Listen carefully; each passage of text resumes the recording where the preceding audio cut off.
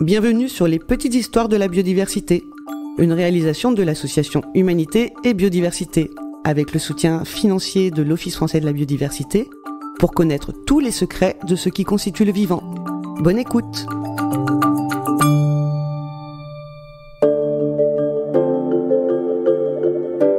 Chers amis et chères amies de la biodiversité, nous poursuivons aujourd'hui notre saison forêt des petites histoires de la biodiversité.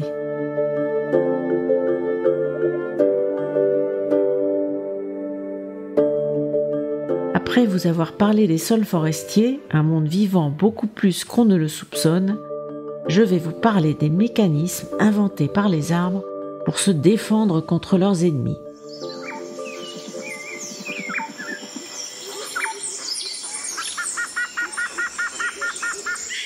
Car la biodiversité, c'est aussi une lutte pour la vie, parfois jusqu'à la mort d'un des protagonistes. Les arbres, êtres vivants immobiles comme tous les végétaux, ne peuvent se défendre contre leurs attaquants en prenant la fuite. Ils ont donc d'autres tactiques pour les détecter et s'en défendre. Ils perçoivent des signaux chimiques ou physiques émis par leurs ennemis qui déclenchent chez eux la synthèse de molécules antidotes repoussant ou tuant ses ennemis.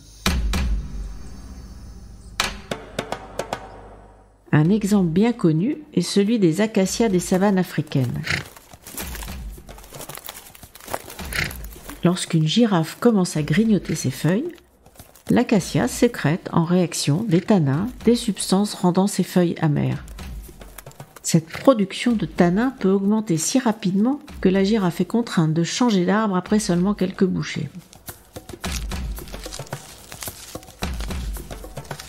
En outre, l'arbre attaqué libère dans l'air de l'éthylène, un gaz qui sert de signal d'alarme pour ses congénères. Les acacias voisins captent ce message et augmentent à leur tour la production de tanins avant même que la girafe n'atteigne leurs feuilles.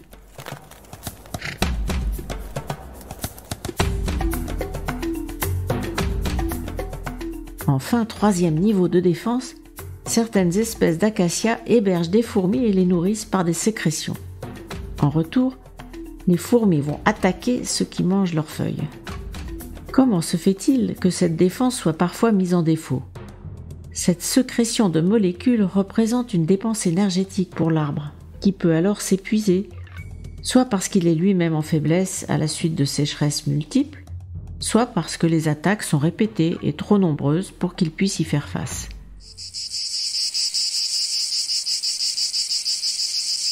C'est ce qui se passe avec les dérèglements climatiques actuels, qui permettent à certaines espèces de ravageurs de proliférer. C'est le cas des scolites des épicéas, des insectes qui vivent sous l'écorce et consomment le bois superficiel.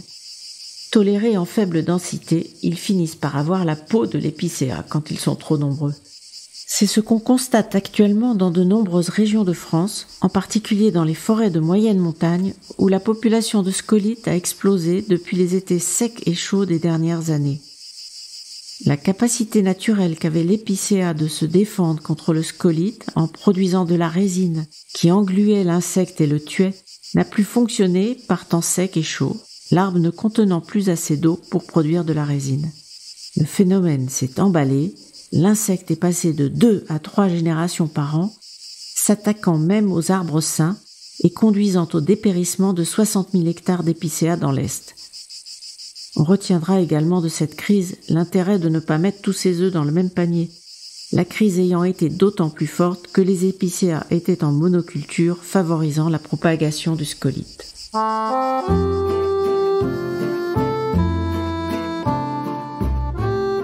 L'arbre peut aussi se retrouver confronté à un ennemi nouveau pour lui, pour lequel il n'a pas de molécule antidote à sa disposition.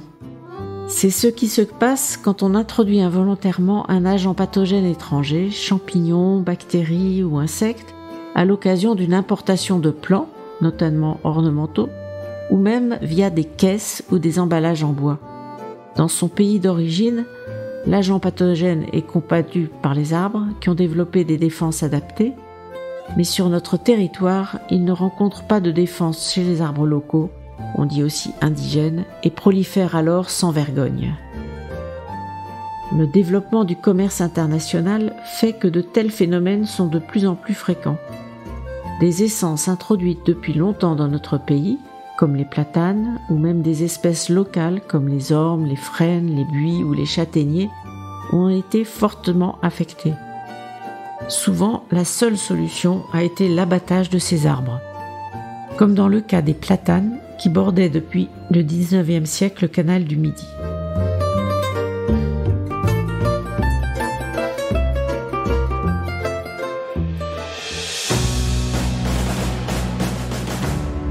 Depuis une quinzaine d'années, ils ont été attaqués par un champignon, le chancre coloré, qui serait arrivé dans le Midi en 1945 dans les caisses de munitions des soldats américains lors des débarquements en Provence.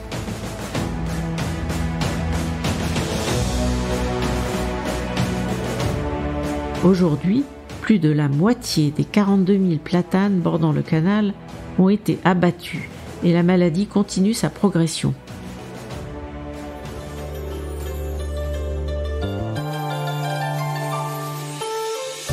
Plus récemment, la pyrale du buis est venue de Chine en même temps que des buis horticoles, se propageant ensuite aux buis forestiers, colonisant en seulement 10 ans une grande partie du continent européen et au-delà plus de 30 pays.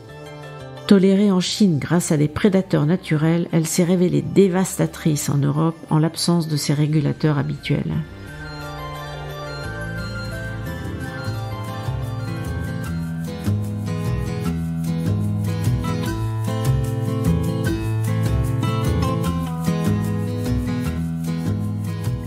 On connaît d'ailleurs le même phénomène chez les animaux et l'espèce humaine, l'exemple le plus connu étant le développement de la syphilis chez les Espagnols débarquant en Amérique du Sud, eux-mêmes communiquant la grippe aux populations locales. La défense des arbres se fait-elle collectivement ? On pourrait interpréter l'émission de molécules transmises aux autres arbres comme une solidarité entre les arbres, en considérant la forêt comme un collectif, un super-organisme luttant pour la survie de ses membres. Mais cette interprétation altruiste n'est guère compatible avec le fait que du point de vue de chaque arbre, en compétition pour la lumière et les minéraux du sol avec ses voisins, il n'a guère intérêt à favoriser leur survie. Les molécules antidotes sont émises en surnombre et profitent ainsi aux arbres, mais par simple avantage collatéral. La biodiversité n'exclut donc pas la compétition entre les êtres vivants. La cohabitation des espèces au sein d'un écosystème est un équilibre instable d'interdépendance qui a mis longtemps à s'établir. Cet équilibre peut basculer si des facteurs comme le climat changent et modifient le cycle de vie de certaines espèces, ou si on introduit un nouvel acteur qui perturbe les relations établies. À la semaine prochaine pour un nouvel épisode sur la biodiversité des forêts.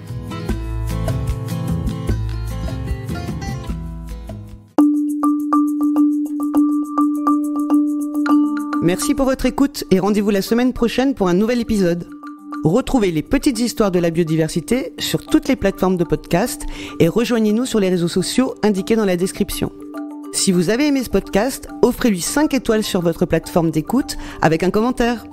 Et pour tout savoir sur les actions de notre association, pour agir et nous rejoindre, rendez-vous sur humanité-biodiversité.fr. À bientôt!